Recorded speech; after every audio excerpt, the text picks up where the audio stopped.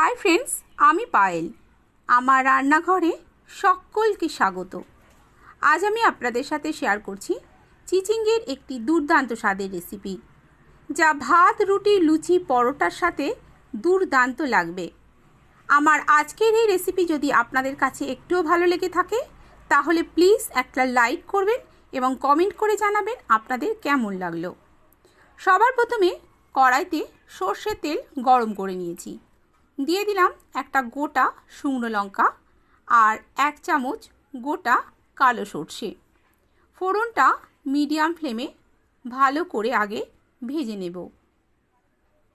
প্রায় 15 থেকে 20 সেকেন্ড ধরে আমি ফোড়নটাকে ভেজে নিয়েছি।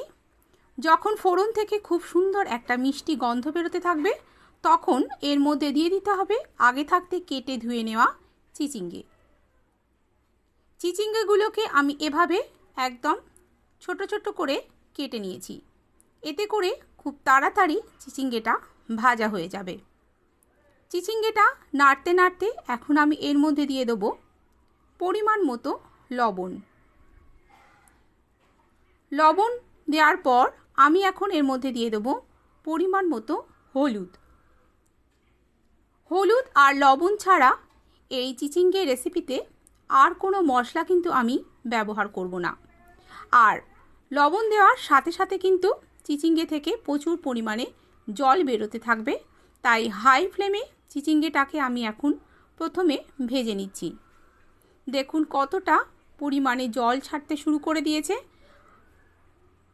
যখন চিচিঙ্গেটা জলটা প্রায় শুকিয়ে আসবে আর চিচিঙ্গেটার কালারটা একটু চেঞ্জ হয়ে যাবে তখন এর মধ্যে দিয়ে দিতে হবে পেঁয়াজ কুচি। আমি এখানে দুটো মিডিয়াম সাইজের পেঁয়াজকে ব্যবহার করেছি। তারপর সব কিছু খুব ভালো করে হাই ফ্লেমে আমি নাড়াচাড়া করে নিচ্ছি। নাড়াচাড়া করতে করতে আমার চিচিঙ্গেটা এখন এরকম পর্যায়ে এসেছে। এখন আমি দিয়ে দিলাম হাফ চামচ পরিমাণ চিনি। চিনিটা দিলে এই রান্নার স্বাদ ভীষণ ভালো আসে।